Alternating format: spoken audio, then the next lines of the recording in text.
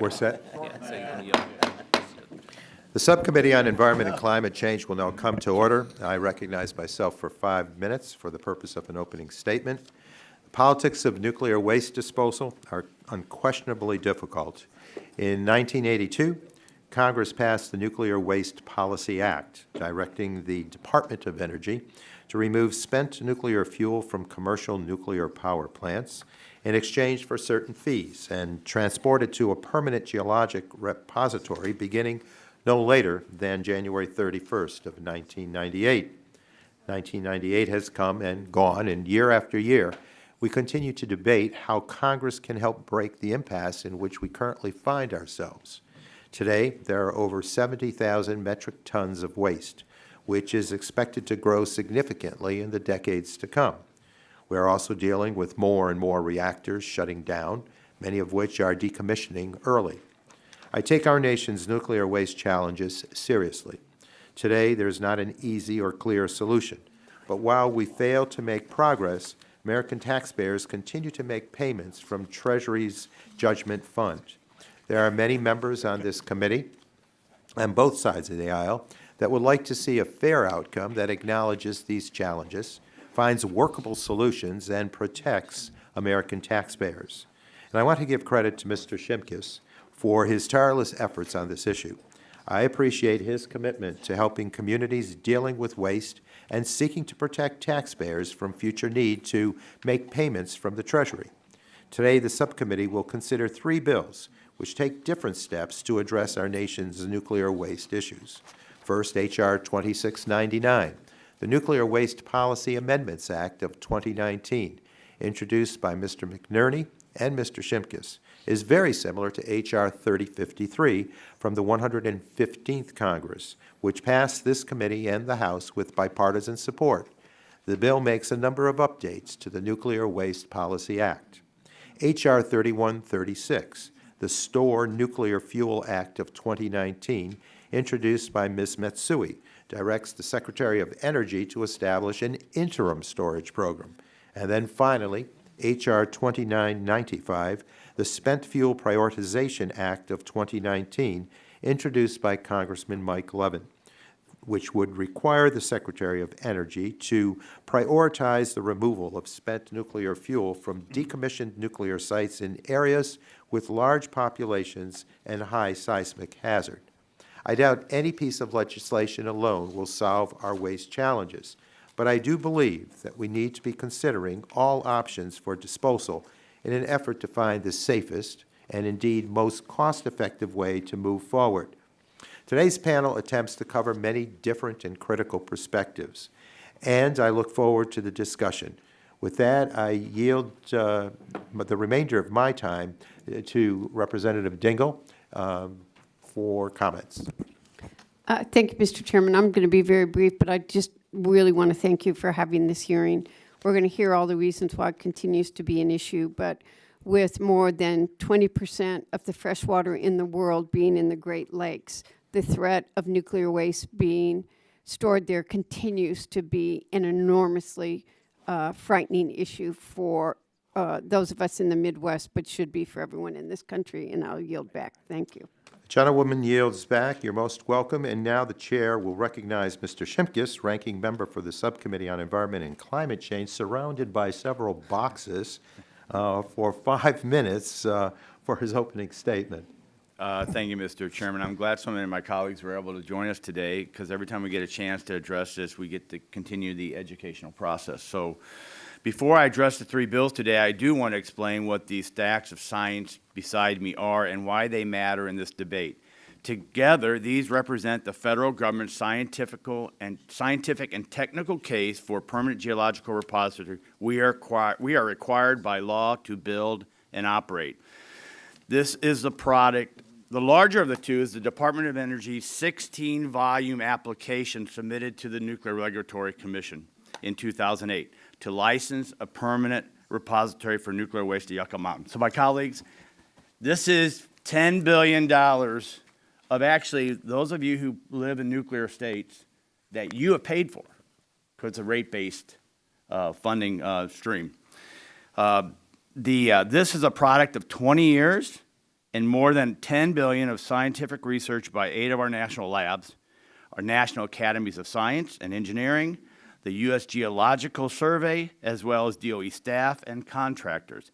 It demonstrates that DOE can safely build and operate the repository in compliance with NRC's regulations. This smaller stack, I point my colleagues to this big but smaller stack, is the NRC's 5-volume analysis of this application.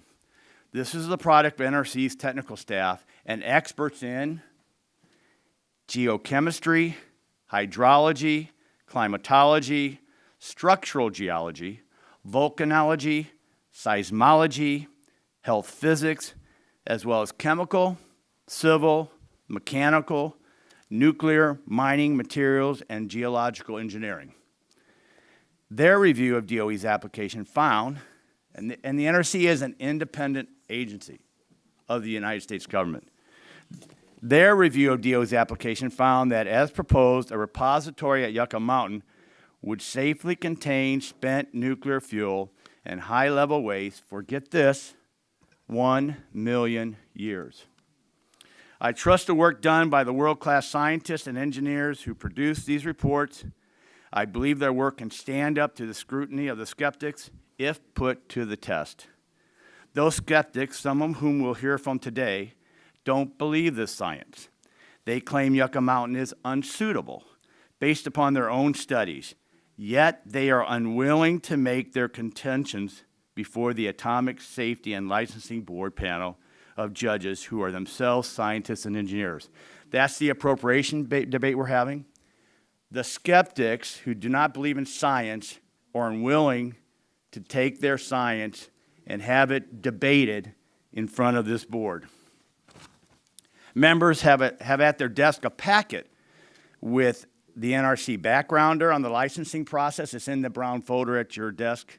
A state-specific fact sheet, a map of the 121 sites in 39 states, a one-pager addressing transportation concerns, the Peters Duncan letter to appropriators seeking funding for the licensing, a one-pager on the cost of doing nothing, which is $2 million a day, a chart showing the funding or lack thereof of appropriations since 1997. So I would ask my colleagues to keep that in mind today as we consider the stalemate we find ourselves in. Ask yourself why those who oppose Yucca Mountain on supposedly scientific grounds would object to having their day in court. With that said, the 3 bills we're here to talk about all reflect sincere efforts to address concerns that are arising out of our present impasse. And as we examine these proposals, we must remember the broader framework of our nation's nuclear waste policy. This framework, funded almost entirely by ratepayers, is based upon a system that ensures that there will be a permanent repository. That is the focus of the fees collected in the Nuclear Waste Fund and the focus of the contracts the utility signed with the Department of Energy to eventually dispose of the spent fuel. It is the point of the taxpayer spending for disposing of defense waste. You cannot take shortcuts here, whether it's with allowing the scientific adjudication to go forward or developing a system that accelerates the transportation of stranded fuel from decommissioned sites. Shortcuts lead to dead ends, and I'm concerned that the proposed measures that focus solely on interim storage without integrating it into a permanent system for disposal may sound good and expedient, but they will not work, and they may actually harm ratepayers and taxpayers in the long run. I have a few more paragraphs, Mr. Chairman, but in lieu of time, I will submit those for the record, and I'll yield back. So the gentleman yields back. The chair now recognizes Representative Pallone, chairman of the full committee, for 5 minutes for his opening statement. Mr. Pallone? Thank you, Chairman Tonko. It's been over 30 years since Congress last made significant changes to this law. Unfortunately, in that time, very little has been accomplished to address our nation's need to safely store and dispose of the spent nuclear fuel that is a byproduct of electricity generation at nuclear power plants across the country. Today, there are 121 communities across the country that have nuclear waste nearby. These communities are rightfully expressing frustration as more and more nuclear plants close, but there's no concrete solution to storage or disposal of the spent nuclear fuel. Whether it's a general safety concern or the desire of the community to redevelop the land currently housing the spent fuel, we must find a path forward to begin the process of moving nuclear waste out of these communities. At this hearing, we'll be discussing 3 bills that take different approaches to addressing the spent nuclear fuel stalemate in our country. Representative McNerney and Ranking Member Shimkus have introduced H.R. 2699, an updated version of the legislation reported by the committee and passed by the House in the last Congress. I want to thank both of them for their leadership on this issue. In the last Congress, then Subcommittee Chairman Shimkus worked with us to address our concerns and incorporate interim storage language authored by Representative Matsui. That led to a successful effort in the House, and I look forward to continuing to work with him and Mr. McNerney on this issue. We'll also discuss H.R. 3136, the Stored Nuclear Fuel Act, introduced by Ms. Matsui. The bill establishes an interim storage program at the DOE, which will allow for consolidated temporary storage of spent nuclear fuel, with priority given to waste currently stored at decommissioned nuclear power plants. Authorizing interim storage will allow DOE to consolidate waste at 1 or 2 sites instead of 121 sites in communities across the country, and consolidated storage will ensure spent nuclear fuel is managed more safely and securely, in my opinion, while allowing communities with decommissioned plants to begin working towards redeveloping those sites. Interim storage is the best near-term solution to stop the nuclear waste stalemate, and I commend Representative Matsui for her efforts and leadership on this issue. And finally, the committee will review H.R. 2995, the Spent Fuel Prioritization Act, introduced by Representative Mike Levin of California. This bill prioritizes the removal of spent nuclear fuel from decommissioned nuclear plants in areas with large populations and high seismic hazard. So once again, I appreciate the efforts of the bill sponsors and thank them for their leadership on this important issue, and I'd like to yield the balance of my time now to Ms. Matsui. Thank you, Mr. Chairman. Finding a solution to managing the disposal of spent nuclear fuel has been a top priority of mine for many years, particularly as my district utility, the Sacramento Municipal Utility District, is one of the many across the country forced to play host to this dangerous radioactive material long after they committed to do so. I think we all agree that this stalemate is unsustainable. The best and most pragmatic path forward involves a consolidated interim storage program that will engage with affected states and local governments through a consent-based process. That is why I have introduced the Stored Nuclear Fuel Act, which puts forward a plan that has historically garnered broad support. The federal government has reneged on its promise to our constituents. A consolidated interim storage approach will allow the over 120 communities across the country to redevelop nuclear reactor sites that for many have been decommissioned for years. I believe this is one of the greatest energy challenges of our time, and I'm grateful to the committee today for bringing up my bill for discussion. Thank you, and I yield back. Unless someone else wants my time, Mr. Chairman, I yield back. The gentleman yields back. The chair now recognizes Representative Duncan from North Carolina for 5 minutes. Thank you, Mr. Chairman. The Energy and Commerce Committee has an enduring and strong bipartisan record supporting nuclear energy. Nuclear is a critical component of our nation's energy system. It also has been vital to our national security, powering the nuclear navy and providing for our common defense. Not only is nuclear power an affordable and reliable energy source, it is also emissions-free. Any serious efforts to reduce emissions from energy production to address the effects of climate change must include the continued use and expansion of nuclear power. And there is great potential, if we get the policies right, to benefit from nuclear energy far into the future. Over the past few years, we've moved legislation to lay the groundwork for advanced nuclear and to ensure more efficient regulation of the existing reactor fleet. We've explored policies that will ensure nuclear infrastructure for tomorrow, ranging from advanced small modular reactors like those under development by Oregon-based NuScale, currently in NRC licensing, to advanced fuel systems for the next generation of reactors. Yet, as we look forward, we have the responsibility to ensure that we implement the existing policies that address the issue of long-term storage for spent nuclear fuel and the defense legacy waste that the federal government has a responsibility for cleaning up. This is no small matter. 35 years ago, Congress enacted the Nuclear Waste Policy Act into law. This law was the culmination of decades of experience by the federal government to develop a policy to permanently dispose of high-level radioactive waste and commercial spent nuclear fuel. Some of the material was created during the Manhattan Project and through the Cold War at the Hanford site, a vital national security facility located on the Columbia River. Today, this nuclear material sits on a vibrant waterway waiting to be processed and transported to the Yucca Mountain Repository in the Nevada desert. The Nuclear Waste Policy Act also established a fee tied to the generation of nuclear energy to finance the cost of a multi-generational disposal program.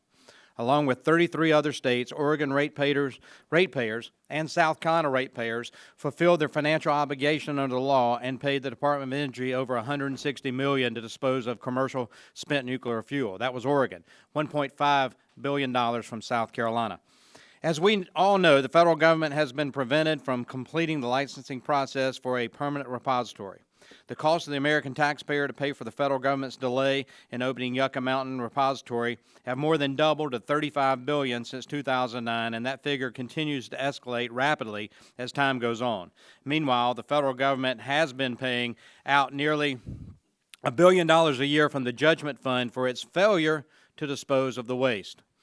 Against this backdrop, Mr. Chairman, I appreciate your moving forward on examining legislative reforms that can help to restart this process. The Energy and Commerce Committee should continue to lead the effort to ensure the federal government meets its moral fiduciary responsibility to clean up its defense waste and ensure the permanent, safe disposal of spent nuclear fuel, which sits at 121 sites around the nation.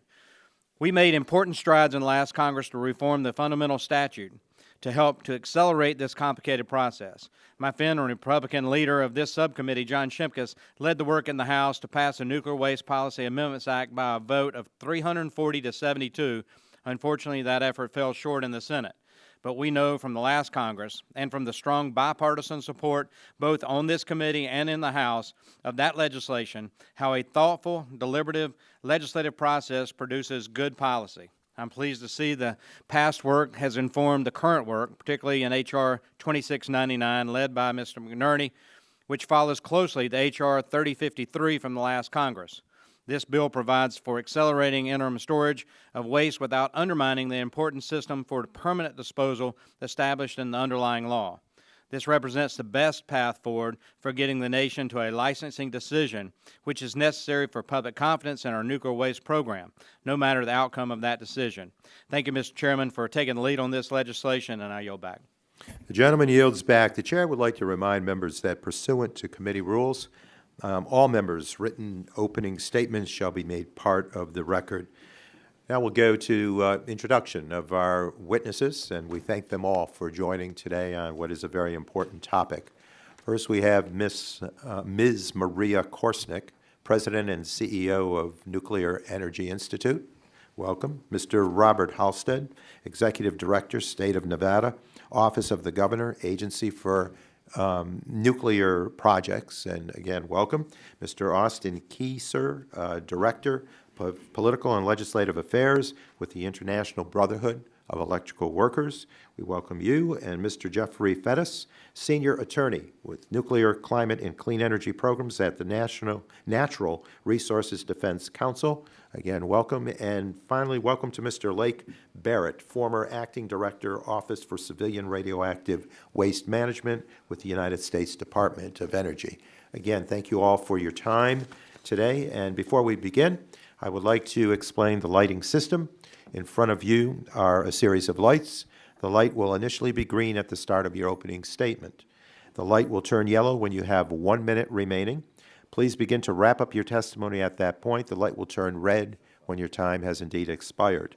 At this time, the chair will recognize Ms. Korsnick for 5 minutes to provide her opening statement. Thank you. Thank you, Mr. Chairman. I'm Maria Korsnick, President and CEO of the Nuclear Energy Institute. I appreciate the opportunity to testify today on the 3 pieces of legislation which seek to address and end the long overdue stalemate of disposing of our nation's used nuclear fuel. Nuclear energy is the largest and most efficient source of carbon-free electricity in the United States. Currently, we have 97 commercial nuclear power plants in 29 states, and they provide nearly 20% of America's electricity and more than half of our nation's emissions-free electricity. These reactors are carbon-free workhorses essential to addressing climate change in any realistic manner. That said, the advanced reactors of tomorrow and the current U.S. operating fleet are continually subject to reputational damage because Congress, for 2 decades now, has played politics with the issue of used fuel. It's vitally important that the U.S. remain a global leader in the commercial nuclear arena, and yet we are the only major nuclear nation without a used fuel management program. The U.S. nuclear industry has upheld its end of the bargain. At sites in 35 states around the country, commercial used fuel is safely stored and managed, awaiting pickup by the federal government, which was scheduled in 1998. Additionally, the Nuclear Waste Fund, which was set up to finance the development of a national repository, currently has over $41 billion in its coffers, which has been contributed by electricity consumers and nuclear generation companies. Each year, over $1.5 billion more in interest accumulates in this fund. And finally, each day that we don't have a solution costs American taxpayers $2.2 million in damages. In recent years, this has come to over $800 million annually, and it has the unfortunate distinction of being the single largest liability paid out of the judgment fund year after year. It's time to solve this, and I'm excited to talk about how that can be achieved. We need a durable used fuel program. Politicizing this issue has stymied progress for far too long. We must allow the science, not politics, to guide us forward. But let me be clear, congressional action is necessary. First, we need an answer on the Yucca Mountain license application. DOE submitted the application to the NRC more than a decade ago, and Congress directed the NRC to issue a decision in 2012. This deadline, like too many, was missed because DOE, without basis, shut down the Yucca Mountain project. For the sake of the communities holding stranded commercial fuel, wishing to redevelop their sites, and others holding high-level defense waste, we must move forward and allow Nevada's technical concerns with Yucca Mountain to be heard by NRC's independent administrative judges. This will allow a licensing decision to be determined based on its scientific merits rather than politics. Second, as the licensing process of Yucca Mountain moves forward, interim storage can play an important role in helping to move spent fuel away from the reactor sites. Moving interim storage forward in parallel with the Yucca Mountain project helps to alleviate state and local concerns that interim storage will become a de facto disposal facility. This point was, in fact, highlighted just last week by a letter from New Mexico Governor Lujan Grisham. That said, I'm pleased interim storage is addressed in several of the bills that are being discussed today, and I strongly believe interim storage can be successful if moved in parallel with Yucca Mountain. Finally, the nuclear industry and electricity consumers around the country have paid their fair share to address the back end of the fuel cycle. In fact, the Nuclear Waste Fund's annual investment income alone was $1.5 billion last year. Both H.R. 2699 and H.R. 3136 correctly understand the importance of not prematurely reimposing the nuclear waste fee, especially given the substantial balance and large investment interest which accrues annually. The industry believes the fee should not be reinstated until 1, the annual expense for the program's ongoing projects exceed the annual investment income on the fund, and 2, the projected life cycle cost demonstrates that the fee must be reinstated to achieve full cost recovery over the life of the program. The fact that we are here today considering 3 pieces of legislation that address solving the used fuel stalemate is a positive step in the right direction. The industry sincerely appreciates the committee's awareness and motivation to find a durable solution. We look forward to continuing to work with each and every one of you to reach a bipartisan approach for the long-term management of the nation's used fuel. Thank you, and I look forward to answering your questions. Thank you, Ms. Korsnick. And next, Mr. Housestead, you're recognized for 5 minutes, please.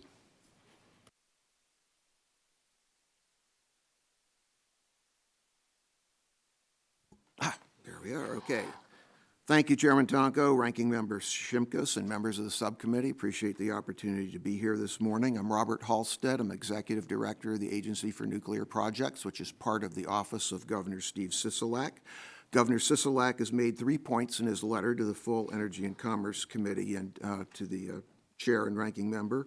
First, the state of Nevada opposes the Yucca Mountain project based on scientific, technical, and legal merits. Second, under the current law, only the governor is empowered to consult with the federal government on matters related to siting a nuclear waste repository. And third, Governor Sisolak has been fully briefed on the bills and specifically opposes H.R. 2699 and the Barrasso version in the Senate because it continues the central failing of the current federal law, which was the selection of Yucca Mountain based on political science rather than earth science. Governor Sisolak's letter is attached to my testimony. Attachment 2 explains in detail our specific concerns about H.R. 2699. I want to thank the committee staff for helping me overcome the difficulties I had in filing my testimony for today.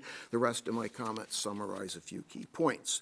Yucca Mountain contradicts the foundational principle of geologic disposal, that the site itself, its geology and hydrology, not engineered barriers designed by humans, must prevent the radioactive contamination of groundwater in the accessible environment for tens of thousands to million years. Without engineered barriers, Yucca Mountain would inevitably contaminate an aquifer from which water is used for a variety of purposes, including drinking water, agriculture, food processing, and Native American religious ceremonies. After 3 decades of DOE failures at Yucca Mountain, H.R. 2699 bets the farm on Yucca Mountain and doubles down on DOE. Both are bad bets. Yucca Mountain would have to survive Nevada's 218 admitted contentions and 30 new contentions if licensing restarts. It would likely be 20 years or more, if ever, before any spent fuel could be received at Yucca Mountain. And, as DOE's own studies show, walking away from Yucca Mountain and starting over with a repository in salt or shale would save tens of billions of dollars and likely be available sooner. DOE bungled the first repository program. They bungled the second repository program. They bungled the Oak Ridge Monitored Retrievable Storage Program in as pro-nuclear a state as Tennessee, when now Senator Lamar Alexander was governor. He made the decision under the Waste Policy Act. Now out of DOE if you want it to succeed. Committee, the Levin and Matsui bills certainly are a good first start in addressing the problem of stranded nuclear fuel. That's a furtherance of the recommendations of the Blue Ribbon Commission on America's Nuclear Future. And also, many people probably are not aware, Mountain is not a good solution because the spent fuel at the shutdown reactors, as at all the reactors going to dry storage, are being welded into storage canisters that are not compatible with DOE's license application. And the safety evaluation report that's been referred to by Representative Shimkus clearly says, as a condition established by the NRC staff, that fuel can't be received without being repackaged.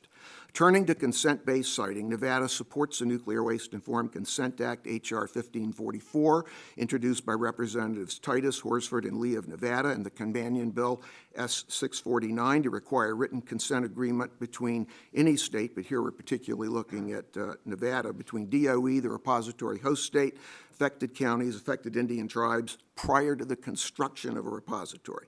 This would extend consent to the state of Nevada for Yucca Mountain. This approach is also going to need to be considered for the interim storage facilities in Texas and New Mexico. We think the better vehicle for fixing the program is S-1234, the Nuclear Waste Administration Act of 2019. Governor Sisolak concluded his letter with a pledge. If your committee is truly interested in fixing the nation's broken nuclear waste program, my staff and I and Nevada's congressional delegation would be happy to meet with you and explore constructive alternatives. I hope the subcommittee will consider my testimony today as a first step in fulfilling Nevada's part of the governor's pledge. The gentleman concludes his statement. We thank you, Mr. Housestead. Next, we recognize Mr. Keyser for 5 minutes, please. Chairman Tonko, let me try this again.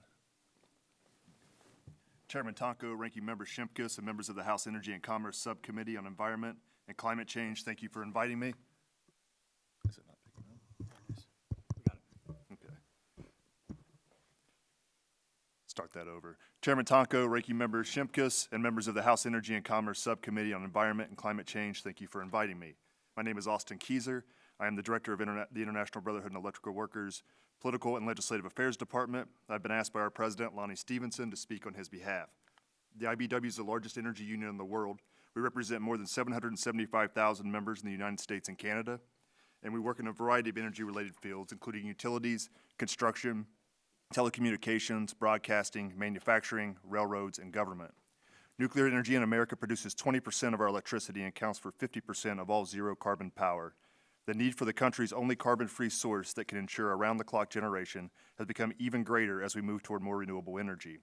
Supporting nuclear generation is critical if the U.S. is going to reduce emissions while meeting our increasing baseload energy demands. 15,000 members of the IBEW are employed full-time by the nuclear industry at 55 facilities across the United States. Thousands more IBEW members rotate through nuclear plants for maintenance and refueling. The IBEW's history in the industry coincides with the construction of the very first nuclear facilities. The nuclear industry supplies high wages and safe jobs.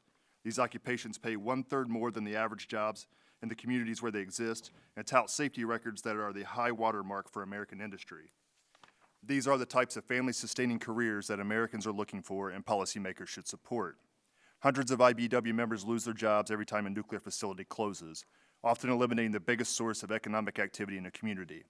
We've already seen the adverse impacts that plant closures cause. We fear a similar fate for workers at Davis-Besse and Perry in my home state of Ohio and other communities at risk of losing their facilities. But critical to the future of the nation's nuclear sector is opening a permanent repository for spent nuclear fuel, SNF. Under federal statute, a permanent geologic repository was scheduled to open at Yucca Mountain, Nevada, no later than January 31st, 1998. Over 2 decades later, ratepayers and workers are still waiting for a place to safely store over 80,000 metric tons of SNF, sitting at 121 sites in 35 states across the country. The IBEW supports effort to restart the licensing process of Yucca Mountain.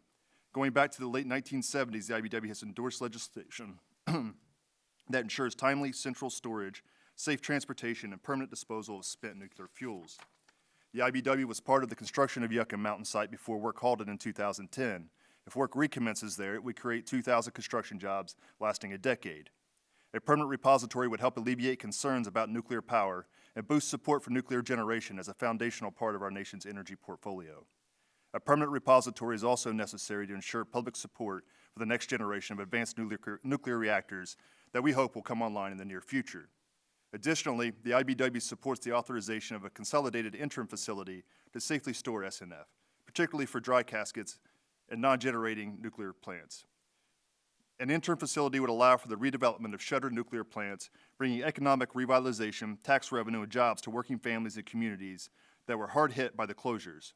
Many closed stations are ideal sites for future development of other forms of electrical generation, including renewables, due to the existing electrical transmission infrastructure. A consolidated interim storage facility should have the support of the host state and local community. Authorizing legislation should have clear language ensuring that an interim facility does not become a de facto permanent storage site. Today's hearings focus on 3 bills: the Nuclear Waste Policy Amendments Act, the Storage and Transportation of Residual and Excess Act, and the Spent Fuel Prioritization Act. The IBEW supports the opening of a permanent storage facility as soon as one is properly licensed and built. H.R. 2699 would help resolve key issues such as land withdrawal and site infrastructure at Yucca Mountain and require the NRC to conclude its review of the application within 30 months of enactment. This legislation would authorize the Energy Department to open interim storage facilities to consolidate SNF from sites with a decommissioned reactor and provide a pathway for the state of Nevada and local communities to discuss benefits associated with these projects. Similar legislation passed the House of Representatives last year with strong bipartisan support. H.R. 3136 would authorize the Energy Department to open at least one interim facility. It would require consent from the state and local community before an interim site can be licensed. We support the provisions in the STORE Act to prioritize SNF at closed nuclear facilities for interim storage. The IBEW would strongly prefer that Congress take action to open a permanent repository as soon as possible, but we recognize that an interim facility may be the best first step toward a comprehensive solution that will consolidate SNF at a central repository. H.R. 2995 would prioritize storage of SNF from decommissioned nuclear plants near large populations and seismic hazards. Congress and federal regulators should treat all communities fairly by also considering the length of time the plant has been decommissioned and other potential environmental risks. The IBEW supports congressional action that will protect ratepayers who have paid tens of billions of dollars into the Nuclear Waste Fund for decades by ensuring fees are not prematurely reinstituted until it is demonstrated that additional monies are necessary to achieve full cost recovery of the program. We appreciate that the sponsors of the Nuclear Waste Policy Amendments Act and the STORE Act included these protections. In conclusion, the IBEW respectfully urges Congress to take the necessary steps to open a permanent repository.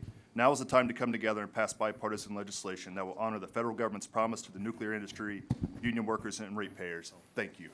Thank you, Mr. Keiser. And Mr. Fettus, you are recognized for 5 minutes, please. Thank you, Chairman Tonko, Ranking Member Shimkus, and members of the subcommittee. Thank you for the opportunity to present NRDC's views. We hope this hearing can be a new beginning. With more than 80,000 metric tons in more than half of our states and reactors moving to decommissioning, we need to reset the process. The drafts before us today, however well-intentioned, will not solve the current stalemate and won't lead toward workable solutions. For more than 50 years, Congress has offered and sometimes passed bills that are variations on these themes. Restart the Yucca licensing process or kick open a door in New Mexico for an interim storage site. When that state was promised repeatedly, no such thing would ever happen. We sit here today because these efforts have failed repeatedly over decades. In Tennessee, in Kansas, Nevada, Utah, everywhere else, another such attempt restarts litigation and controversy. The likely result, if these bills move forward, continued stalemate. 7 years ago, President Obama's bipartisan Blue Ribbon Commission keenly described why past attempts failed. That presidential commission wisely asserted, we can't keep doing the same thing, which is what we're doing here today. Congress must create a process that allows any potential host state to consent, and for that matter, not consent. Our written testimony addresses why these specific drafts won't work. So with these 4 minutes, I present for your consideration a durable reset of how we can manage and dispose of nuclear waste and how you can and should take the lead. Our solution can be summed up simply. Give EPA and the states power under our bedrock environmental statutes so that the states can set the terms for how much and on what conditions they could host disposal sites. How would reapportioning the power change things? I urge you to look at the root of why we're stuck in half a century of rancor. Radioactive waste is stranded because the Atomic Energy Act treats it as a privileged pollutant. The Act preempts EPA and state regulatory authority, exempting radioactivity from hazardous waste law, sizable portions of the Clean Water Act, and several others. By disconnecting radioactivity from the normal patterns of environmental law, we ignore the vital role states play in addressing environmental contaminants, protecting their citizens, and generally regulating what happens within their borders. We can open a path forward that respects each state rather than offering up the latest one for sacrifice. With the protection of the environmental statutes, a state can say no or yes, and on what terms, and not necessarily be subject to hosting the entire burden. Such a new regime would allow for a thorough technical review without the fear that negative findings will be dispensed with as soon as it is expedient, as happened repeatedly with the Yucca process. Deep scientific review could be at the forefront, this time joined with institutional structures that would allow for public acceptance of solutions. Our government is at its strongest when each player's role is respected. State consent and public acceptance of potential repository sites will never be willingly granted, and we have 50 years of evidence for that, including from New Mexico and I'm hearing Texas right now, unless and until power on how, when, and where the waste will be disposed of is shared, rather than decided by federal fiat. I'm sorry I can't give you a guarantee that eliminating these exemptions will magically solve the puzzle, but I can guarantee that trying to force open a storage or disposal site over the objections of a state, whether it's Utah, New Mexico, Texas, or Nevada, will only lead to more of the same, and then the waste won't move. We've seen these bills before, but each has been a mirror of the last. NRDC is not saying no, but how to get to yes, and how to do so in a way that can work in our democracy. Strong environmental laws have a proven track record. Giving states that regulatory authority will give them the ability to consent on scientific and political terms that they can live with. It's time to regulate nuclear waste the same way as every other pollutant, with EPA and the delegated states taking the lead under our foundational environmental statutes. Thank you again for having me here, and I look forward to answering your questions. Thank you, Mr. Fettus. We now recognize Mr. Barrett for 5 minutes, please. Thank you, Chairman Tonko, Ranking Member Shimkus, and distinguished members of the committee. It's an honor to appear before you today on the importance and urgency of moving forward to remove spent nuclear fuel from shutdown reactor sites as soon as possible while providing our grandchildren with a permanent disposal solution. I speak to you today from the perspective of a former Department of Energy civil service executive who spent nearly 2 decades trying to implement the laws of the United States in this area.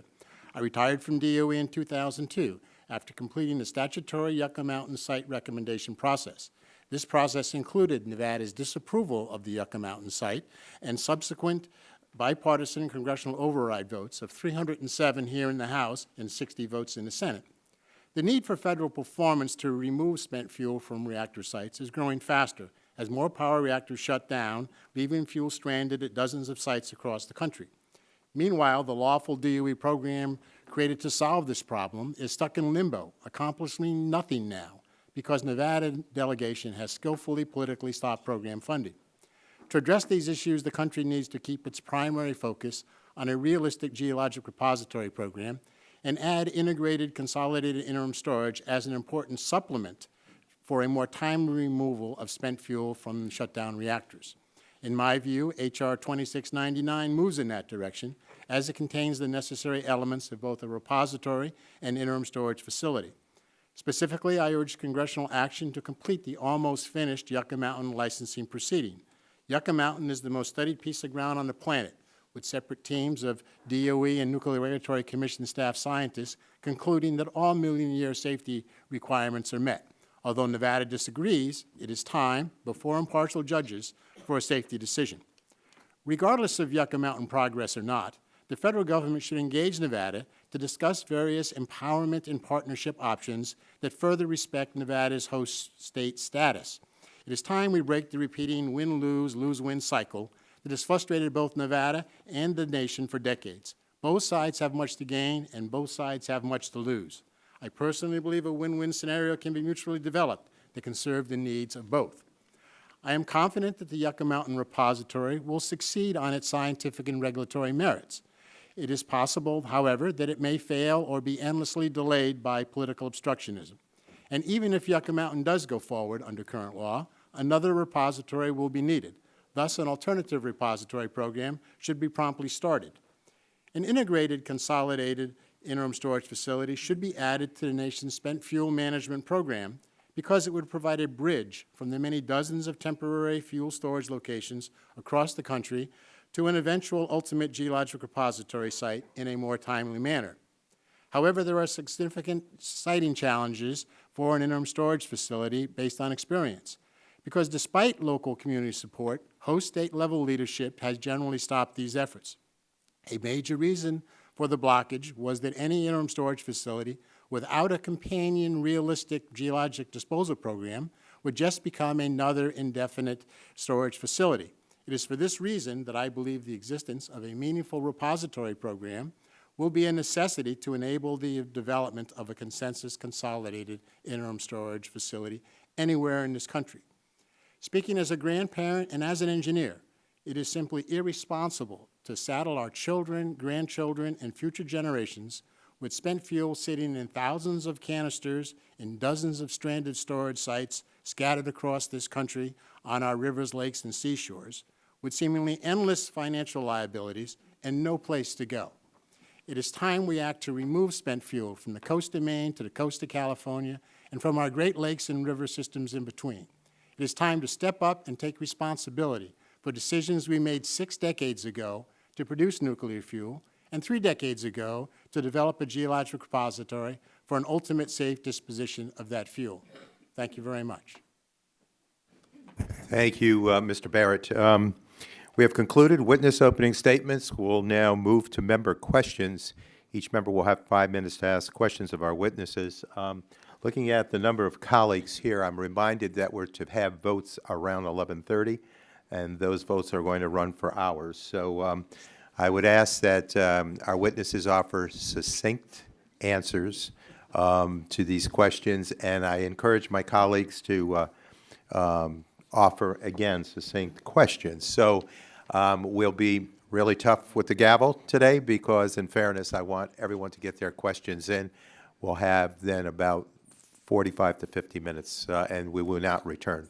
So thank you. We'll now move to questions. I'll begin with that process. As I mentioned, this is a complex and difficult challenge, but I also believe that we have a responsibility to acknowledge that this waste exists and needs to be dealt with. I would ask everyone on the panel, what is the one thing that Congress can do that will result in the most progress in addressing our waste challenge? Ms. Korsnick, why don't we begin with you? Well, I think the best thing we can do is to move forward with the licensing process with Yucca. I think that's the linchpin. It's started, it's the law. The process is underway. We need to complete it. Thank you. Mr. Halstead? The most important thing is to extend consent to the state of Nevada regarding Yucca Mountain, as is proposed in the legislation that's been put in by Nevada's delegation. And I would tell you the opposite. The worst way to make progress, H.R. 2699. Thank you. Mr. Kieser? I would echo Ms. Korsnick and say to go ahead and have the hearings. And Just pull it closer. yeah. I would echo Ms. Korsnick and say that speeding up and considering the licensing of the DOE application for Yucca Mountain is the Thank you. Thank you. Mr. Fettis? To get progress started, remove the environmental exemptions in the Atomic Energy Act. Thank you. Mr. Barrett? Complete Yucca Mountain licensing and use strong carrots and sticks to force the state of Nevada and the federal government to negotiate. I'll ask everyone on the panel, what role should consolidated interim storage play? I believe it should supply a supporting role to the ultimate disposition in a geologic repository, a very important supportive role. Thank you. Mr. Fettis? We don't object to the concept. We do object to trying to push it forward without a reset that gives the cooperative federalism of our environmental laws control, so states can actually consent or not consent. Thank you. Mr. Kieser? Yeah, I mean, we believe that there ought to be consent in the process, but it needs to happen. But we need a national repository as a backdrop. You can't have temporary facilities without them knowing they're going to be temporary facilities. Right. And Mr. Halstead, please? It's necessary because there's not going to be a repository for at least 20 and possibly 25 years, whether it's Yucca Mountain or something else. But it is important that there be an integrated approach so that the fuel that's packaged at the reactors can be accepted at the interim storage facilities and then eventually at a repository. Thank you. And finally, Ms. Korsnick, please? Yeah, we agree that interim storage is a important step in the overall process to getting to long-term repository. And would interim storage, if opened ahead of a permanent repository, help limit taxpayers' liability through the judgment fund? Anyone? Yes, Mr. Barrett. Yes, it could. It could, if it's part of the integrated federal system. Okay, anyone else? I don't think it will, because I don't think you're going to have an integrated federal system. I think you're going to have a de facto parking lot. Thank It you. doesn't meet the federal obligation of receiving fuel, so I don't believe that it has a significant impact on the judgment fund. Thank you. And Mr. Halstead? The single major problem facing the program is not Yucca Mountain, not DOE, but the unresolved issue of how to manage the nuclear waste fund, whether to reinstate the fee, and then how to deal with the way the Congress handles this in annual appropriations, and eventually what happens with the corpus. It's the one thing I think that Mr. Shimkus and I agree on. I don't agree with his answer, but it is certainly the right question. Thank you very much. With that, I'll recognize Mr. Shimkus, the subcommittee ranking member, for 5 minutes to ask questions. Mr. Shimkus? Thank you, Mr. Chairman. This is Korsnick. You note ratepayers have contributed what amounts to $41 billion balance in the nuclear waste fund. And so when Congress chooses not to spend money on the nuclear waste program, it is basically keeping ratepayer money for other purposes. Would that be fair? No. While Congress is not spending ratepayer money on the program they paid for, it is spending taxpayer money for its failure to move forward. Is it correct that these taxpayer-funded liability payments are not appropriated by Congress but automatically paid out of the judgment fund? That's correct.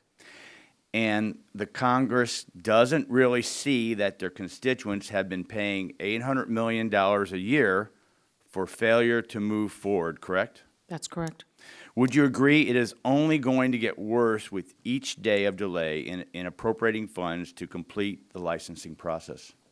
That's correct. It only gets worse. That's why we need funding reform, and that's part of this debate.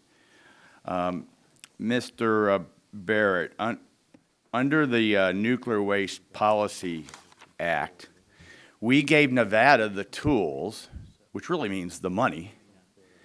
They need to oppose the Yucca licensing process at the NRC.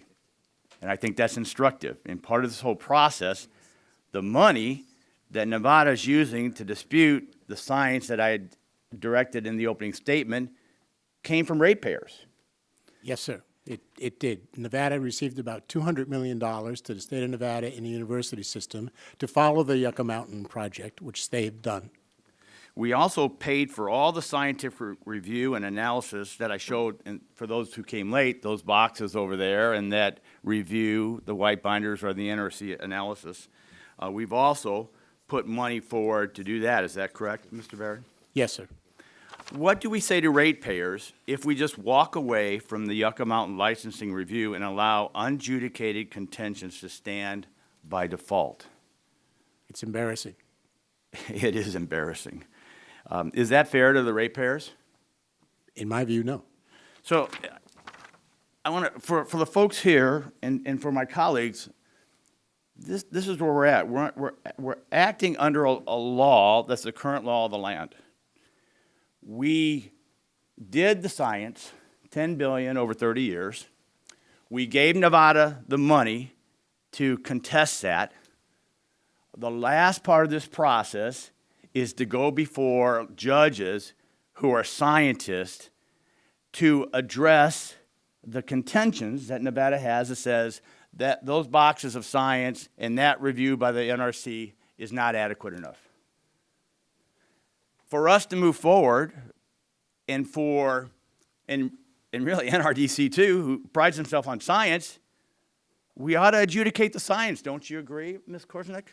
Absolutely. Mr. For Nevada to get their day in court, that's the part of the process that we're in right now. Let's take it through the licensing process and let the judges hear it. Mr. Kieser?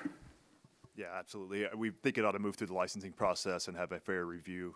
And if that review turns up something we don't understand, we can reevaluate that time. But a hearing is, I think, just in this case. And Mr. Barrett? Yes, sir. So, Mr. Barrett, let me turn to you.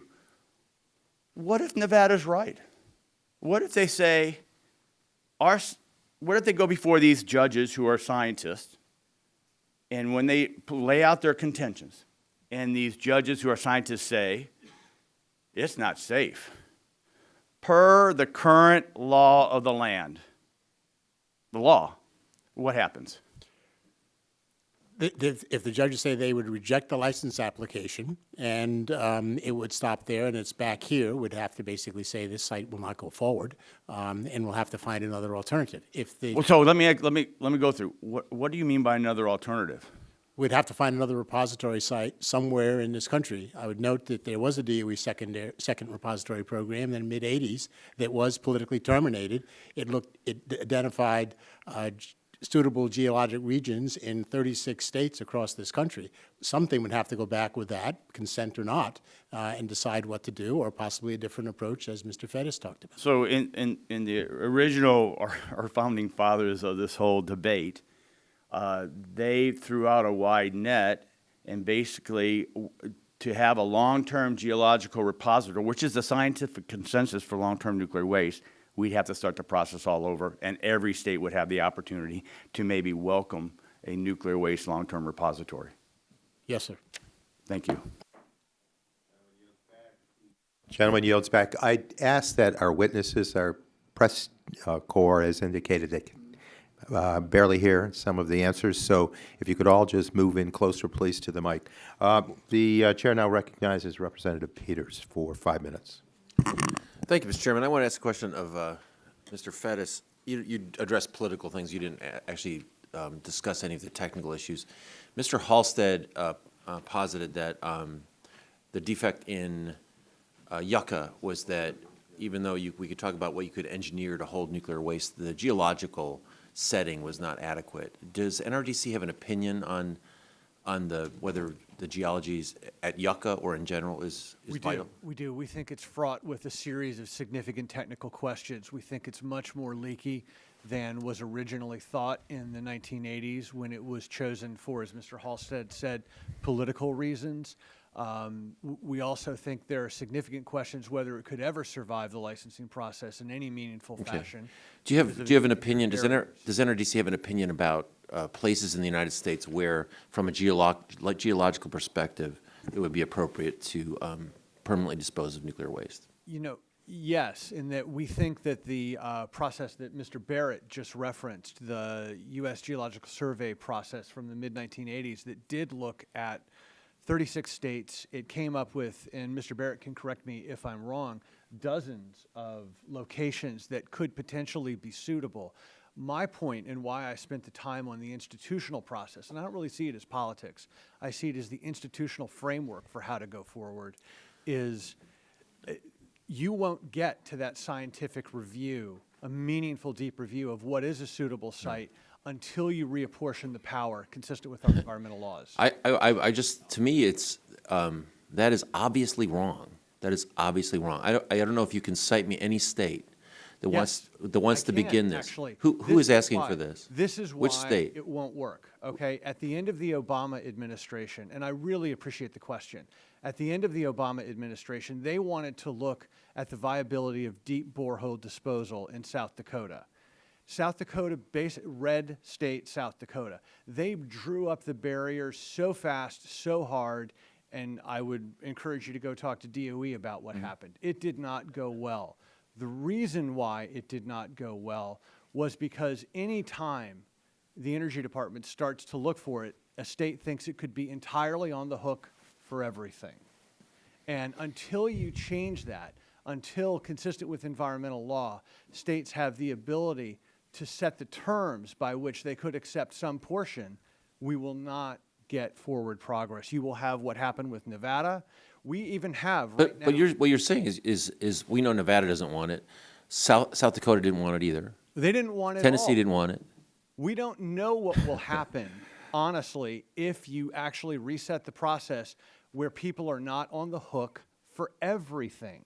And that's the key point. So what would be the terms by which you'd approach, with which you'd approach South Dakota and say, we're not going to give you everything, we're going to give you half of it? They wouldn't be approached like that because basically you would have an entire reset where we have right now a licensed consolidated interim storage facility in this country. You know that, right? In Utah.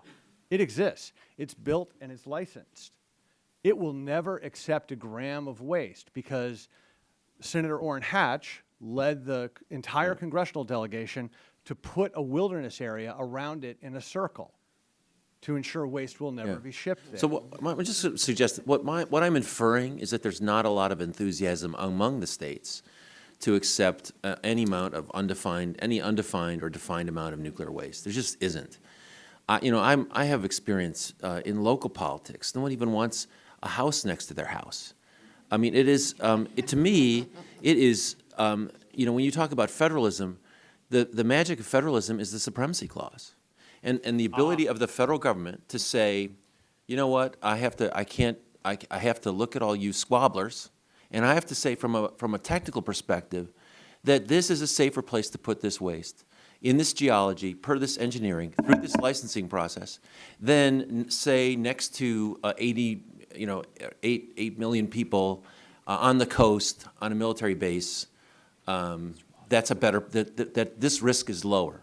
And I think from a practical standpoint, I don't know where you get the idea that some state is going to come, give you a high five for putting nuclear waste in. There's just not going to happen. And it's up to this committee and the federal government to say, from a technical perspective, from a safety perspective, it's not going to be in these dangerous places. It's going to be in a safer place. That's why I support all three of these bills, and I think we got to move forward. Mr. Chairman, I yield back. The gentleman yields back. The chair now recognizes Mr. Walden, full committee ranking member, for 5 minutes to ask questions. Thank you, Mr. Chairman, and thanks to all the witnesses. We've got a couple of hearings going on today, so I'm bouncing back and forth. Mr. Barrett, during a hearing before this subcommittee in May of 2015, Washington State Assistant Attorney General Andy Fitz testified that the federal government's inaction on the Yucca Mountain license application was harming DOE's obligations to clean up defense high-level waste at the Hanford site, which is right across the river from my district. Can you speak to the importance of completing the licensing process as it relates to sites like Hanford? Yes, sir. The federal repository, which Yucca Mountain is the site on the table right now, would take care of the commercial fuel, but would also take care of all our defense high-level waste, of which the primary source is at Hanford. That's right. So it would be a solution for that. And you know a bit about the Hanford site, right? Yes, ma'am. And Yes, the sir. leaking tanks? Yes, sir. Yeah, they were designed to last, what, 40 years? 20 years? Long ago. Yeah, like World War II? Yes, sir. Yeah, we've kind of exceeded their lifespan. Well, precautions are taken to keep them safe, but yes, sir. Sure. And the cleanup will take how long? Long time. Yeah, like a century? A long time, sir. Yeah, and meanwhile, it sits there along the banks of the Columbia River. We've got leaks, we've got tunnels that are collapsing on top of old rail cars that are somewhat radioactive. I mean, they're doing their best, but they're going to reprocess, and then where does that go? It needs to go to a geologic repository somewhere, like a Yucca Mountain facility. And yes, this generation has a responsibility for what That's we right. did in 60, 70 years ago. That's exactly right. So, Ms. Korsnick and Mr. Barrett, H.R. 2699, the McCurney-Shimkus legislation, provides accelerated interim storage that is integrated into a permanent storage program. It's authorized up to $50 million per year through general appropriations until the operation of a repository commences. Do you think that's enough to initiate an interim program and an appropriate source of funding? I mean, I think it's a good start. The reality is we just need to get on with it, get started, and there's plenty of money that's been set aside for this, and we need to move forward. Mr. Barrett? Yes, sir, I think it's a good start as well. I think it needs to be complemented with a banging of the heads together between the federal government and Nevada to complement that with using the principles of the Blue Ribbon Commission of empowerment to work the needs out for both. I think I know a couple of my colleagues are more than willing to bang some heads together. H.R. 3136, Mrs. Matsui's bill, would allow appropriations for interim storage from the Nuclear Waste Fund for up to 25% of the interest on the fund, or upwards of $300 million a year. Seems to me that diverting funds from the waste fund for interim storage that's not linked to Yucca risks increasing the financial burden on ratepayers to pay for a permanent repository. Is that a fair concern? Ms. Korsnick and Mr. Barrett? I think, it is, but I guess I would qualify that. There has been so much money set aside. I mean, $41 billion, really, and $1.5 million in interest every year. It's almost hard to imagine that you can't build interim and a long-term repository for that amount of money. But hasn't the $41 billion basically already been spent by the Congress and some other? No, okay. Yeah, right. Mr. Barrett? Under a CBO issue we ran into. I believe interim storage, can be done, and I think it would not be a major issue as far as the funds that are set aside. Accessing those funds that are set aside is more of a challenge that you have. That's the issue. So I guess the point is, Mr. Shimkus and others, but especially John, has really led the effort in Congress after Congress. And we reached a bipartisan agreement in the last Congress. It got 340 votes on the House floor to resolve this issue for the ratepayers, the taxpayers, and for the environment. And for the life of me, I can't understand, oh, that's right, the Constitution still gives Nevada 2 senators every election. We got to solve this. For the safety and security of the country, for the environment, for the ratepayers, this is nuts. And I think a lot of us on this committee understand that. Some of us have nuclear facilities right on fault lines, like in California and around, that we can find a solution here. And so I thank our witnesses for participating today.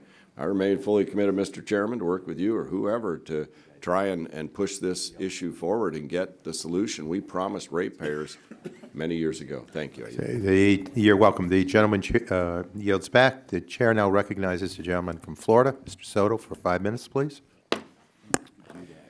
Thank you so much, Mr. Chairman. I guess my first question for the panel is there any other alternative to storing it in a place like Yucca Mountain, for instance, further deep into the Earth's core or through other method? Or is this pretty much the only one that is known to us right now?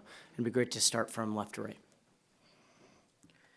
Well, I think one of the biggest things to do is just look at the rest of the nuclear community and the other countries that have nuclear, and long-term repository is the solution of choice.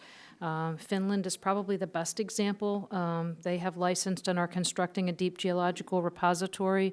But, you know, there's other countries, Sweden, Switzerland, France, others that are making notable progress. So I think if you look at the broad nuclear community, deep geologic repository is the solution of choice.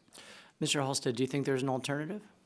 Well, first, I want to say the countries where success is occurring, as Ms. Gornick has said, are the very countries that have given up the approach we're using with Yucca Mountain. And in fact, particularly in Germany and France and the UK, they started with forced siting, and it didn't work. So the first thing for finding a repository site, you have to have both good science, but you have to have the consent of the affected community. Rather than talking more about repositories, I think there's some really interesting, positive early results from the work on deep borehole disposal. And that's a whole nother topic we could get How into. deep But would we that's have a to go? different. Well, certainly you're talking in some places about going beyond 2,000 meters, pretty deep. It depends where the formation that you're seeking lies, but this is a very positive alternative. It also is a particularly attractive alternative for the waste that's at Hanford, some of which DOE now wants to reclassify as being less than high-level waste. Now, there are pros and cons of that approach, but depending on how that decision works, there are certain types of waste at Hanford that might be a really good test for the deep borehole disposal approach. Thank you. Mr. Keyser, is there a possibility of, is this what's really holding back some of the new nuclear facilities from going up? Because a lot of us want to get to renewable and clean energy by 2050 and believe that nuclear would be a part of that. How much is this holding back that really becoming a reality? I think it's the biggest force of communities, opposition to nuclear power, because they're going to be stuck with waste sitting on their sites at some point. 1982 is when this promise was made, that this fuel would move off. 1998, it was supposed to be moved off. So we're 20 years, almost 40 years past when Congress made a promise, 20 years past when this stuff was supposed to be gone. So it's now hard to talk to communities about developing new nuclear when the promises haven't been upkept in the past. We know they're safe, we know they're efficient, but we have to get to the point where we move that fuel to a national repository. Folks know they're not going to be stuck with that fuel. We can redevelop not just the new jobs and the energy implications of new nuclear facilities, which there are fortunately a couple reactors under construction now where we have thousands of members building them, but also redevelopment of those existing sites, whether they're for new nuclear or some other source of clean generation, or sit in proximity to our nation's grid, make them very efficient places for redevelopment, which can bring jobs back to those communities that were hurt so badly by the decommissioning of these nuclear plants. Thank you. Mr. Barrett, we have a facility, Crystal River, that's closed now. Two other facilities that are aging but could potentially be rehabbed. What is the impact of a long-term, having a closed reactor like Crystal River with rods just sitting there right now to the long-term environmental protection of Florida? For safety purposes, the utilities will maintain those safe under NRC control. So there's no short-term safety issue with the fuel being stored there, from my view. I think in the long term, that is not where fuel needs to be, sitting on the seacoast right there at Crystal River and anywhere else. So I think that needs to be moved. It was never the agreement that we had. Those communities never consented to be in a long-term storage, and those materials need to move somewhere that we need to have soon. Thank you. And just one quick question, Mr. Fettis, are these able to be recycled one day, you think, if we have the proper technology? No. Okay. Gentleman yields back. The chair now recognizes the gentleman from Ohio, Mr. Johnson, for 5 minutes. Thank you, Mr. Chairman. Mr. Kaiser, thank you for taking time today to testify at this important hearing and for your past work with the Ohio Valley Regional Development Commission. My staff and I have great relationships with John Hemmings and the OVRDC staff and enjoy working with them on economic development opportunities in Southern Ohio. OVRDC's work, along with the ARC, the Appalachian Regional Commission, and the other development districts are so vitally important to ensuring Eastern and Southeastern Ohio receives the support it needs to be an economic player in our state and in our region. So we're happy to have you here today representing the International Brotherhood of Electrical Workers. So tell me, what role do IBEW workers play within the nuclear industry? We are the largest union in the nuclear industry. We represent most of the workers in nuclear generation. So these plants are loaded with our members, not only there, but at the old enrichment facilities, at weapons-grade facilities, at all of these facilities I've heard named today. We have IBEW members on site doing core work, whether it's in the operations or in the just the electrical construction and capital improvements or decommissioning of sites. So it's a huge workforce, about 15,000 members in generation alone, and it's important to us to keep those jobs. So nuclear, out of all energy, out of all utilities, employs more people per megawatt hour. Mm-hmm. So they're large employers. These jobs pay dramatically higher wages because of the skill sets than do most jobs comparable in their communities. So they are the anchors of these communities. As you know from the Portsmouth site and the workers there, without those wages in that community, where would the Portsmouth and Chillicothe and Jackson, Ohio? Sure, and you sort of answered this a little bit because I was going to ask you that these jobs are really good paying jobs, are stable jobs, and explain that a little bit. They're stable because they're so long term, right? I mean, you're there for a long time once you're doing an operation. Right, they are stable, and in utility space in general, those jobs have the lowest turnover, so they're not as reflective as the marketplace. So the market takes a dip, you don't get rid of your generation workers. Right. Right, it doesn't happen. So they're immune to those sorts of downturns. And in many places in our economy during the Great Recession, without the utility bases in some of these communities, especially in rural areas, they would have been completely decimated with no opportunity for recovery. So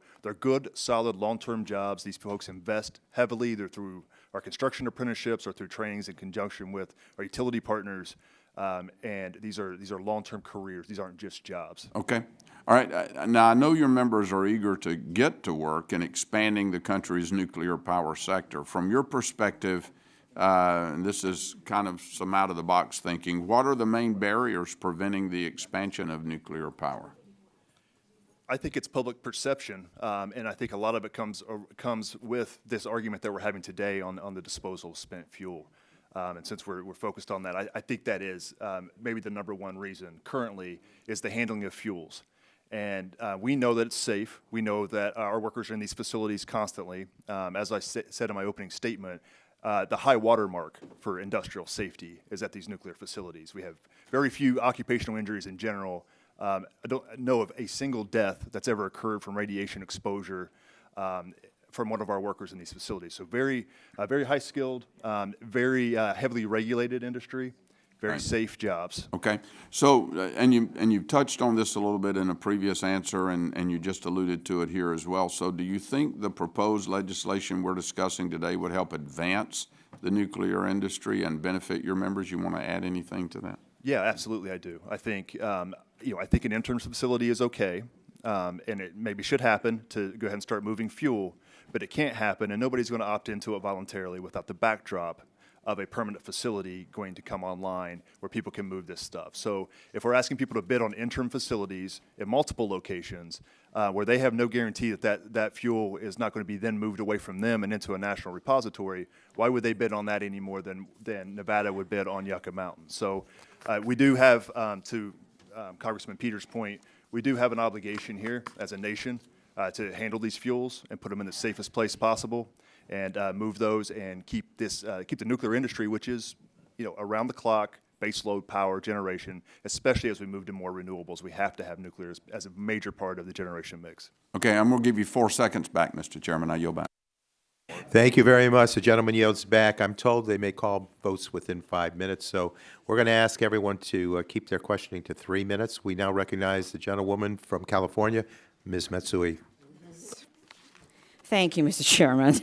Thank you for calling this hearing and considering my proposal of the Store Nuclear Fuel Act. Now, I think you know my situation. I have a decommissioned plant in Sacramento, SMUD, and we would really like to ensure that we can move forward on this. And, you know, this repository program is still stalled, and we have this potential for consolidated interim storage, and it's critically important this now if we want to be serious about getting something done. And I want to be clear, my bill is not intended to act as a substitute for existing law, rather in addition, so that we can make some progress here, and I think that's really very important. Until we really get to the yucca or whatever we're talking about, we got to make some progress here. Mr. Barrett, I know you've said before that it'd be wise to re-engage in good faith discussions with the state of Nevada in an effort to come to some sort of solution that's agreeable to all parties, but a process like this requires time and patience on all sides. When you say re-engage to come up with a win-win, what do you have in mind? What would be the elements and how we go about it? Well, I believe if the federal government engages with Nevada, following the principles of the Blue Ribbon Commission of empowerment, we can reach an agreement that would advance where we are, picking up some of the points that Mr. Fettis said, as part of an agreement between those two parties. So I believe a win-win can be done. Well, the problem is, though, is that this new relationship we're talking about with Nevada, I mean, I'm just looking at this. Mr. Halstead, can you give me some sense of how long you believe a licensing process at NRC could take, and whether there are steps that the state of Nevada would take to further delay construction of a repository and the issuance of a necessary license to DOE to actually possess and begin moving used fuel to the site?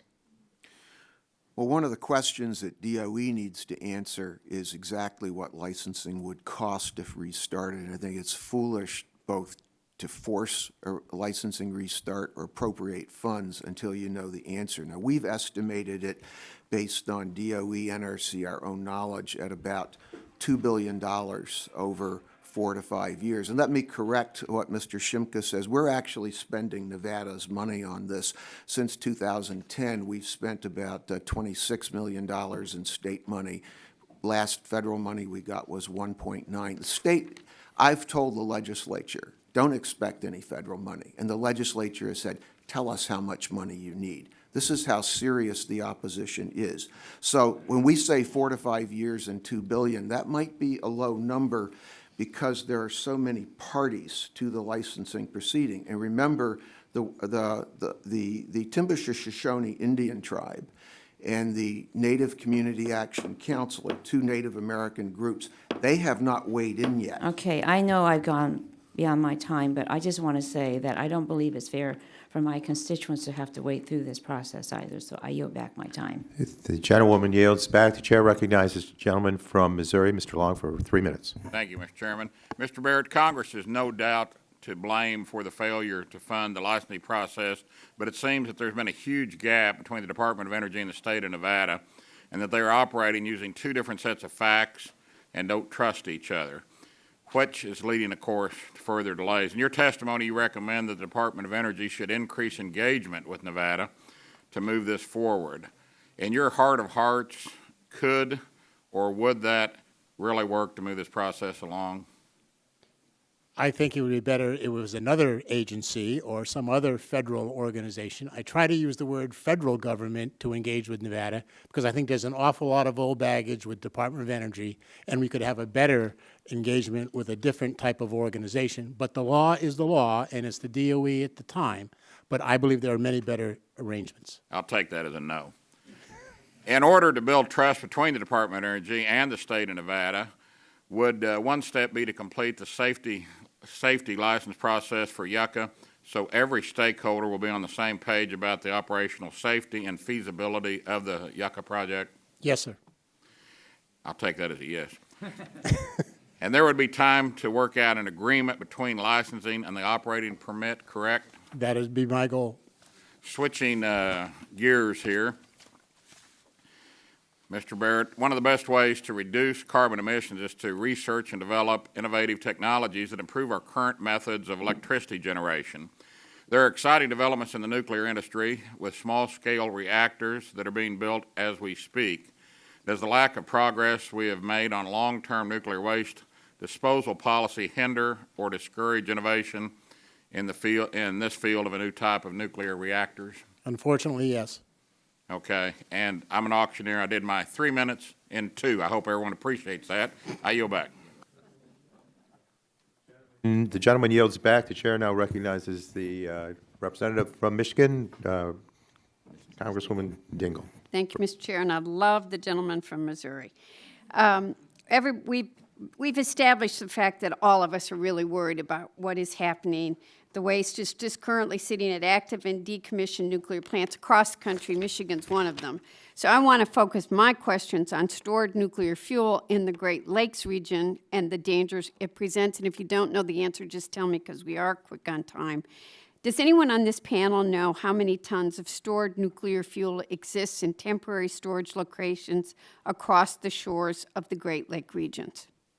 I think it's 10,000 metric tons in Michigan and a bunch more in Canada. 60,000. Okay. Yeah.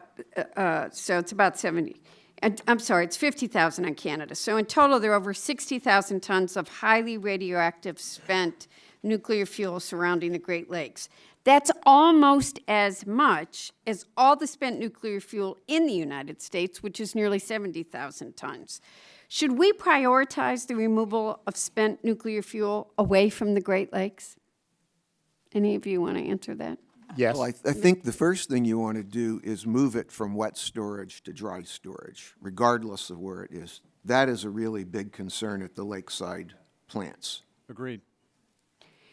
What would happen if we were to have a leak into the Great Lakes? I guess if I could just address that in general. I mean, where it's stored right now, it's stored very safely. This fuel is not liquid. It's not like it leaks. These are metal rods that are put in stainless steel casks that are stored on concrete pads. So it's not like it can sort of spring a leak, if you will. They are seismically designed and designed for a variety of hazards. The NRC has very close scrutiny over any of this used fuel that's stored. It's stored very safely at all the sites today. Do other of you agree with that? Do you think we should be storing nuclear waste in the Great Lakes, 20% of our fresh water? I agree it's being stored safely, but it doesn't belong there for hundreds of years. I think we're trying to chart a way forward that can actually work and move it faster than the road we're on now. Anybody else want to comment? I would just agree that it should be stored there forever, but it is stored safely. We have workers in those facilities and around those facilities. They feel safe moving it. We've never had an accident. We've never had major radiation exposure to any of our members. So, but again, these aren't. We always say that until it happens. Right. These aren't designed to last forever. So yeah, they need moved. I'll yield back my time. I'm not as good as the gentleman from Missouri, but The gentlewoman yields back. We now recognize, the chair recognizes Mr. Congressman Flores for 3 minutes, please. Thank you, Chairman Tonko and leadership guests for holding today's hearing. Thank you for the witnesses for being here today. We'll talk about the cost of starting over. The country lost a substantial amount of time that was very valuable and billions of dollars, tens of billions of dollars of hardworking taxpayer money after the previous administration shut this program down. And now opponents say that Yucca Mountain will be too time-consuming or costly to resume the licensing process. Ms. Korsnick, do you believe it would be cheaper and quicker to complete the Yucca licensing process or to start over with a consent-based licensing process? I think it would be cheaper to go forward with the Yucca Mountain process. Okay. I'm also concerned that if we don't solve the storage problem, we won't be able to deploy the new technologies that Mr. Long was talking about that are zero-based emissions technologies. Would you also agree, Ms. Korsnick? Mr. Barrett, based on your experience and observations at the department, would you expect it to be significantly more effective for the taxpayers and quicker to move forward with the review of the Yucca license or starting over? Yes, I do. Okay. Mr. Barrett, where would the funds come from to start a second repository process?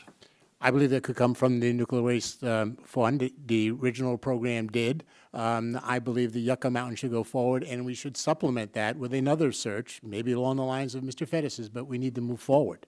What would, Ms. Korsnick, in that case, what would we've got a shrinking nuclear fleet, unfortunately. What would the cost be if we had a new fee structure, new revenue structure on top of the existing structure? Yeah, so that's a significant challenge. The current plants are very stressed, as you know, in the marketplace. And so to restart a nuclear waste fee on top of the challenges that they're facing today is very significant.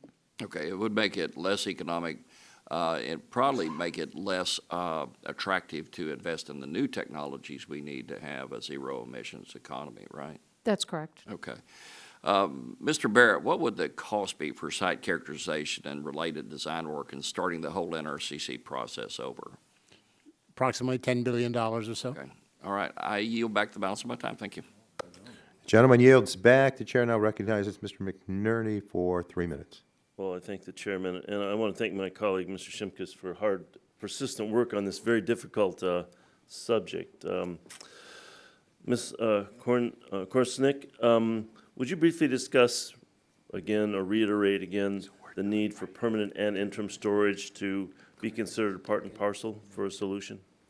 Yes, so the long-term answer is the long-term geologic repository.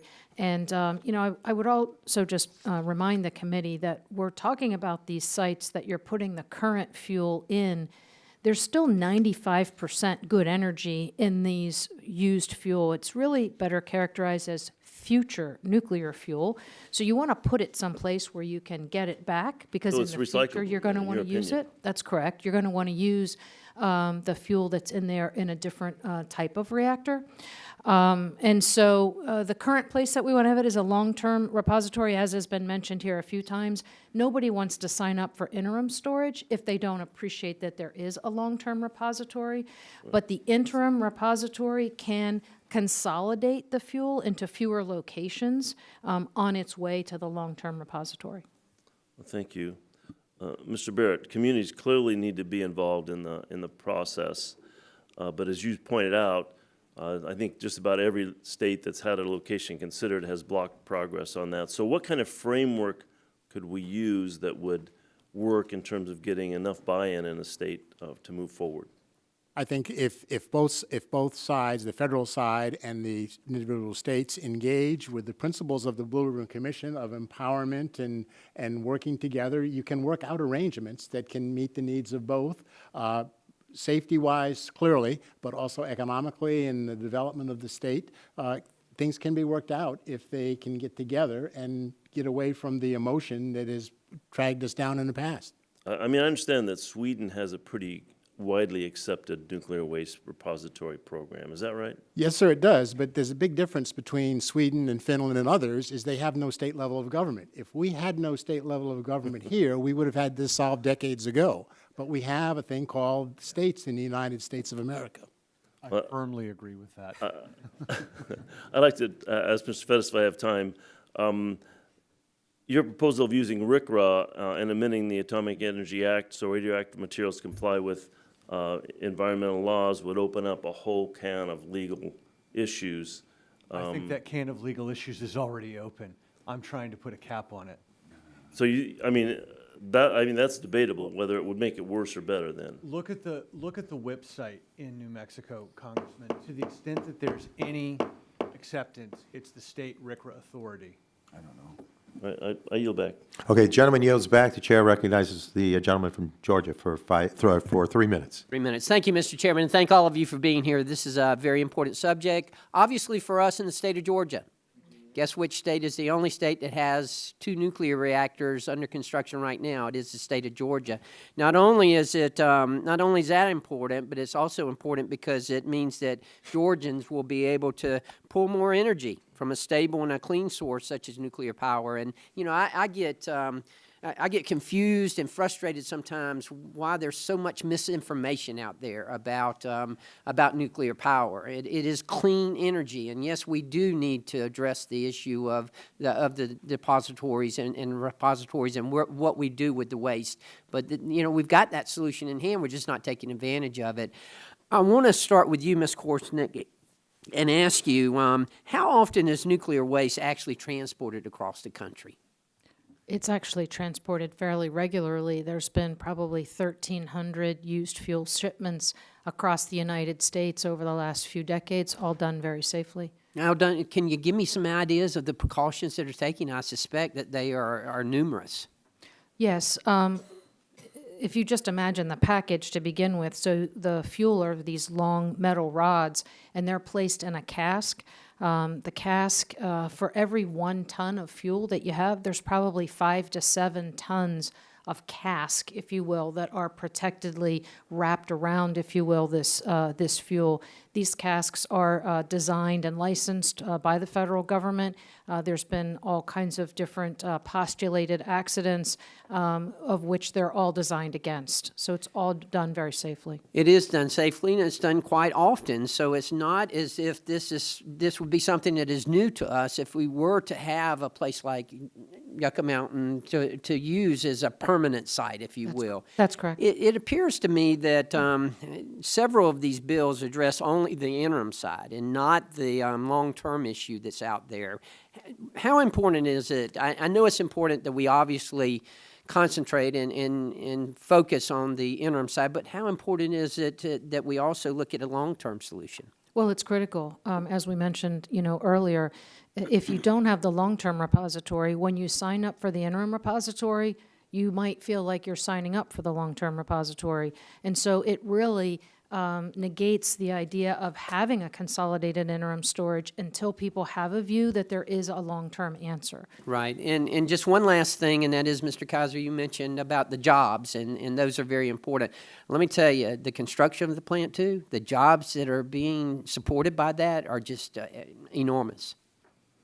Yeah, absolutely. We have over 4,000 building trades members, not just IBW, on that site every day. So massive project, and not only that, but the advanced manufacturing of some of the components that the IBW represents the work. Thank you, and I yield back. Gentleman yields back. The chair recognizes a very patient gentleman from North Carolina, Mr. Duncan, South Carolina, I'm sorry, for 3. I was going to correct you, Mr. Chairman, but South Carolina. Thank you so much. Thanks for being here. Sat patiently, as you said. Let me just make a few points because a lot of questions have been asked. But the high water mark of Yucca Mountain is when the law was passed by the United States Congress for a long-term repository. Construction started, but it started the downhill spiral of folks saying no. Even though we did a lot of study of a lot of different sites around the country and ultimately landed on Yucca Mountain as the ideal repository for long-term storage for nuclear waste. And I hear a lot of talk about an interim storage site. Well, I can tell you, nobody wants to be the interim storage site. I think Ms. Korsnick said it best, because they don't believe and trust the federal government will ever get to a long-term repository. Ratepayers in this country were sold a bill of goods. Nuclear waste sits at commercial sites at 121 different locations around the country, on the shores of Lake Erie in Ohio, on the shores of Lake Kiowee in South Carolina, on the shores of the Savannah River in Georgia. And we know that nuclear waste, and we've had leaks in Illinois, 6 different sites in Illinois. So the American people and the states don't trust the federal government to ever get to this point. Yucca Mountain was chosen. I've been there. I've stood on top of that mountain, and I said, if we can't put nuclear waste here, we'll never put it anywhere else, because we won't pick another site. There will be too much politics involved. Back when the law was passed, and I use the word law because it's the law of the land to put the nuclear waste from commercial reactors and defense waste at Yucca Mountain. I say that the taxpayer, the ratepayers were sold a bill of goods. I used a number earlier, I misspoke. South County ratepayers have paid $3 billion for the operation and construction of Yucca Mountain. That's $3 billion of not taxpayer money, that's ratepayers in their utility bills, pennies at a time, but South Carolinians have paid $3 billion for this. We've got nothing for it. And I say that no one wants to trust the federal government with regard to doing what they say they're going to do. They brought a bunch of plutonium to the Savannah River site and said, we're going to push for MOX, mixed oxide fuel, and we're going to convert that plutonium from the non-proliferation agreements into usable fuel. Guess what, folks? MOX is mothballed. And that plutonium still sits on a concrete pad in a metal building at the Savannah River site because we're not going to convert it to MOX. That's another example where the federal government has lied to the American people. That plutonium can go to Yucca Mountain as well. I think Ms. Korsnick said we need to be able to access that. As technology gets there, will we can reprocess this fuel and reuse it? Absolutely. Yucca Mountain has ingress and egress. So we can take the waste and we can remove the waste to use it. Folks, it's the law of the land. This is time to move forward, and let's let the ratepayers of South Carolina and other states get what they're paying for, what they have paid for. Mr. Chairman, thanks for your leadership on this. I know we had a vote. I yield back. Thank you. Okay, thank you. The gentleman yields back. I thank all of our witnesses for joining us today, for your input, which is very critical to a very, very critical issue. I remind members that pursuant to committee rules, they have 10 business days by which to submit additional questions for the record to be answered by our witnesses. I would ask each witness to respond promptly to any such questions that you may receive. I also have here a series of documents approved by both sides. I request unanimous consent to enter these documents into the record. Without objection, so ordered. And with that, at this time, the subcommittee is adjourned.